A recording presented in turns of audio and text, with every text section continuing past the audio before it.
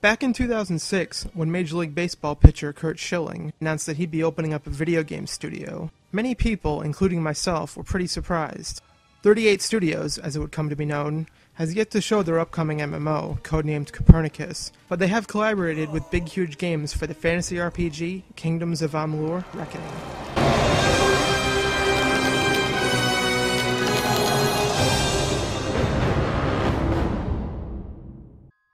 Reckoning takes place in the Feylands, which is just one region within the greater world of Amalur. The Feylands are home to the Fey, an immortal race which is divided into two distinct factions, the Court of Winter and the Court of Summer. 10 years before the start of the game, a splinter faction within the Winter Court, known as the Tuatha, rose to power and began a genocidal war against all the mortal races.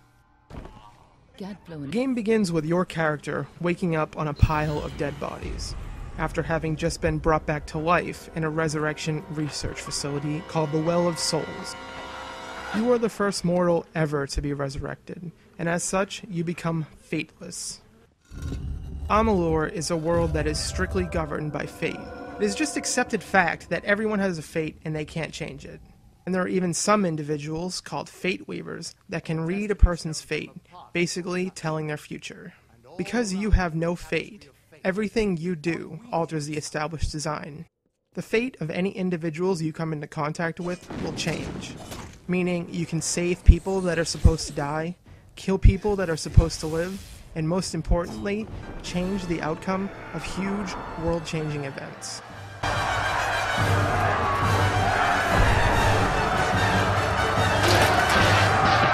I really like this premise, and I think it really makes the story stand out from the typical fantasy plot. Even though this is basically just another save-the-world fantasy game, it is really well written and well told, and the fate aspect is actually pretty unique. The Tuatha will succeed in their war against mortals. Fate has deemed it so. But because your character exists outside the threads of fate, you are the only one with a chance to stop the war. The cool thing about the basic idea of the main character being fateless is that it ties into everything you do as a player. To contrast, take Skyrim. Your character is the Dragonborn, but that really only matters in the main quest. In Reckoning, nearly every quest is affected by your fatelessness. You are basically an agent of change wherever you go, and the game does a great job of using this in most of the plot lines, from the main quest down to the insignificant side quests. If there's one thing about Reckoning that pretty much everyone will notice, is that it shares a lot of things in common with the Elder Scrolls series, and by extension, Skyrim. Now, this is certainly understandable given Ken Ralston's history with the Elder Scrolls series, but even so, the similarities to Elder Scrolls are mostly superficial, and you would never confuse Reckoning for an Elder Scrolls game. One major aspect of Reckoning that differentiates it from Skyrim is the way the world is structured. While Reckoning is technically an open-world game, it's quite different from the pick-a-direction and walk nature of something like Skyrim. The best way to describe the world of Reckoning would be that it is a linear open-world game. The Feylands are divided into 5 regions, which each have their own look and design, and each of these regions is divided into anywhere from 5 to 10 individual areas, and these are connected to each other by narrow paths. You can go anywhere you want and fast travel to discover locations like you'd expect, but you're basically moving through the world as the game progresses, as opposed to just exploring like a traditional open world game. You start the game on the westernmost area of the world map, and you finish it on the easternmost. Thank the gods, somebody finally came. Tell us, are you from Goreheart or Dyden Hill? The main quest is the major catalyst for moving forward to new areas, and as soon as you do enter a new city or town, you will be bombarded with tons of new quests. In fact, I'd have to say there are probably too many quests in this game. For the first 20 hours or so that I played, I was doing pretty much every side quest I came across, and unfortunately, this was resulting in me doing a lot of meaningless and repetitive tasks. It was at this point that I decided to do only the side quests that seemed interesting and mostly just stick to the faction quest lines and the main quest. By the end of the game, I had clocked in over 57 hours of playtime with around 120 total quests complete. Of these quests, about half consisted of side quests, and the other half were the faction and main quests. The first phase of the trials. As a rule, you can expect the faction and main story quests to be much more interesting and just overall better designed than the side content. Dungeons for these are also much better than the side dungeons, which can sometimes feel very similar to each other and just overall very generic. Another cave. How interesting. Ah, a waterfall. That's lovely. I would recommend that you stick to the factions and the main story content and only do the side quests that seem interesting. And there are still a good deal that are interesting, but there are definitely a lot of fetch quests and menial tasks. There's probably around 100 hours of content in the game. As a reference, I had over 60 unfinished side quests in my quest log when I finished, but I would have been burned out long before I reached the 100-hour mark had I attempted to do everything.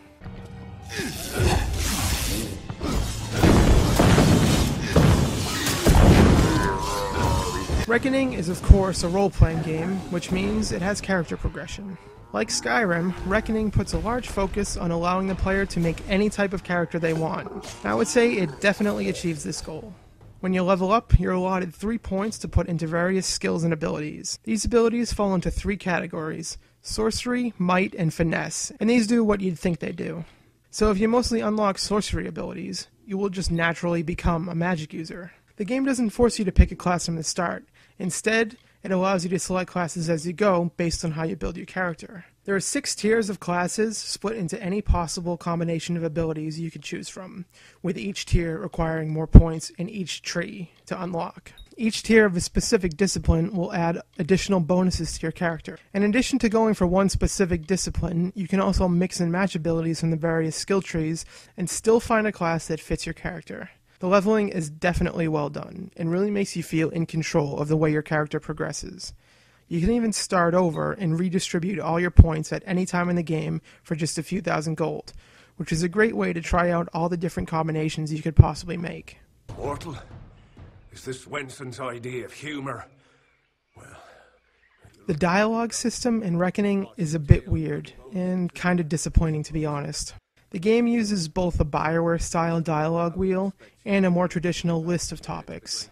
When you're making a dialogue choice, you get the wheel, and when you're investigating various topics, you get the list. Unfortunately, the dialogue is just not up to the standards you would hope for, especially given the high quality of writing and other aspects of the game. When you are discussing various topics, you simply get one-word selections, and then the characters tell you about the topic. There is absolutely no illusion that you are actually having a conversation with these characters. It'd just be like walking up to someone on the street and saying, "New York," and they start telling you everything they know about New York. Just doesn't feel like any real-world situation. Even when you get the wheel, they don't write out full sentences. In something like Mass Effect, it makes sense that they only put the basic ideas in the wheel because you hear Shepard voice the complete thought.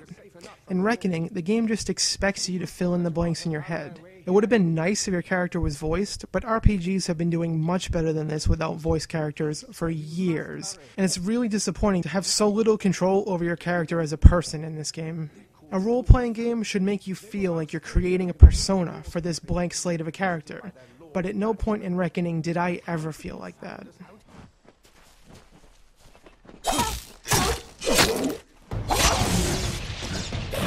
On a more positive note, the loot in Reckoning is actually pretty well done. The game utilizes color-coded loot like you'd find in an MMO, with blues, greens, purples, etc. Like an Elder Scrolls game, the loot and weapons are divided into tiers based on the material they're made from, such as iron, steel, and so on. But there are far more unique items here than you'd find in something like Skyrim. The game also has extensive crafting systems that include alchemy, blacksmithing, and sage crafting, which is creating gems to use for enchanting. The crafting adds an extra layer to the equipment that is definitely welcome, but unfortunately it can undermine the loot late in the game. Minor problem that arises when you collect as much loot as you do in this game is trying to manage it all. The menus, and in particular the inventory, can get more than a little cumbersome. The way the inventory is laid out requires way too much scrolling, and even just equipping your character can get tedious. Luckily, the game does mostly get around this by having a junk category. You can send any item you plan on selling directly to your junk, even while you're in the process of looting. And there's a very handy Sell All Junk button when you're at a merchant.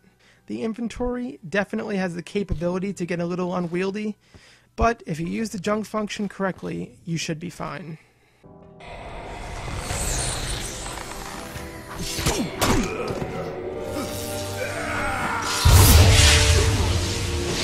Leading up to release, the most touted aspect of the game by both media and the design team themselves was the combat. And after playing the game for nearly 60 hours, I have to say that it is by far the best aspect of the game. The gameplay is pretty much like God of War or any other similar third-person action game, but with slightly less depth. The closest comparison might actually be the recent Fable games, but I think Reckoning edges those games out in the combat department. You can equip 2 weapons at a time, with the X button on the 360 controller being one, and the Y button being the other. As you level up your proficiency with certain types of weapons, you unlock new moves. These are never complex multi-button combos like you'd find in something like God of War, but quick moves that are easy to pull off, such as attacking out of a roll, attacking while blocking, and other similar moves. And usually, these start a 3 or 4 hit combo that finishes off with a critical hit. The combat just feels great, and it really seems to have weight, and overall is just very satisfying. In addition to standard combat, you also have spells and abilities, and these mix up the combat nicely and can get pretty awesome late in the game.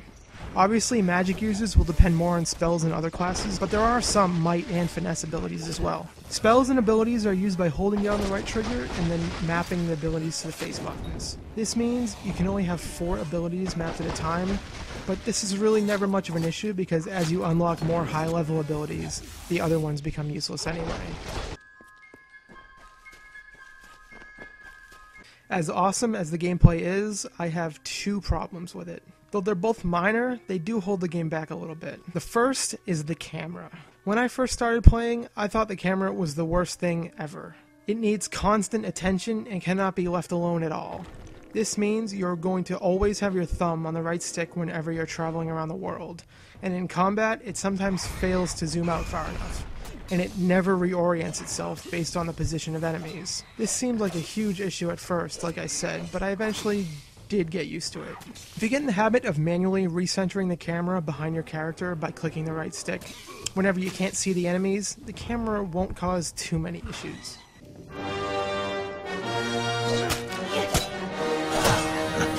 The other issue I had with gameplay was the difficulty. The game is simply too easy. In my nearly 60 hours with the game on the normal setting, I only died 3 times. This is in part because the challenge is just simply not there, but also because you have a safety net. Reckoning mode, which is similar to the Rage modes from the God of War series, basically gives you a short time to kill any enemies, even bosses in some instances, without the threat of death. You have to build up to being able to use this mode by gaining fate energy, but you seemingly always have enough.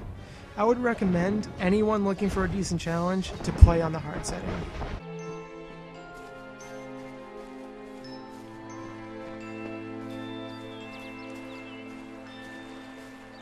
Reckoning doesn't go for realistic visuals, instead opting for a more stylized look. I imagine some people won't like the style, but I think it works great. I certainly appreciate games that look like reality, but oftentimes, I find games with a great art style have fewer rough edges than those that try for photorealism. The environments look nice, and each of the regions has a very distinct look. Combat animations are great as well, and some of the spells look really cool.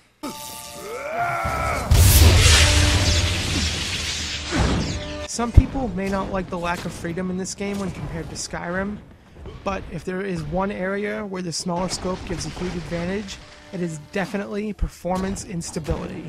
I didn't encounter a single glitch throughout the whole game, and the game never once crashed on me. Frame rate was almost constantly steady, only dropping occasionally when there are lots of enemies on screen, combined with some of the more elaborate spell effects.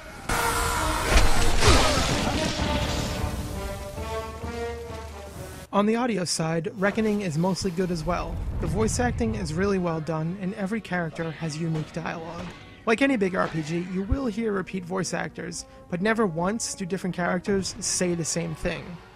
And there are never any instances of different voice actors saying the same lines. The music is mostly typical fantasy fare, but there are a few standout tracks.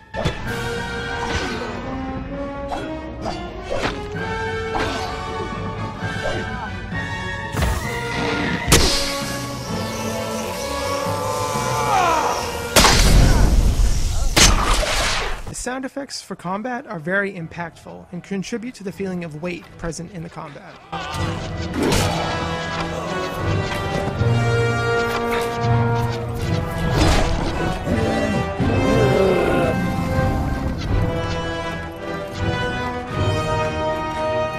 Kingdoms of Amalur: Reckoning is not quite the definitive action RPG some were hoping for, but it is still an excellent game, and the first entry in what will hopefully wind up being one of the next great fantasy series. The close release to the juggernaut that is Skyrim may end up hurting Reckoning a bit, but it is definitely worthy of success.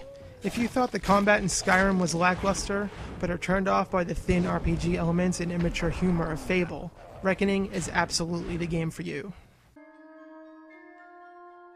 My final score for Kingdoms of Amalur: Reckoning is an 8.8 out of 10. Head on over to GamingIrresponsibly.com for the full written review, as well as other reviews, news, and previews.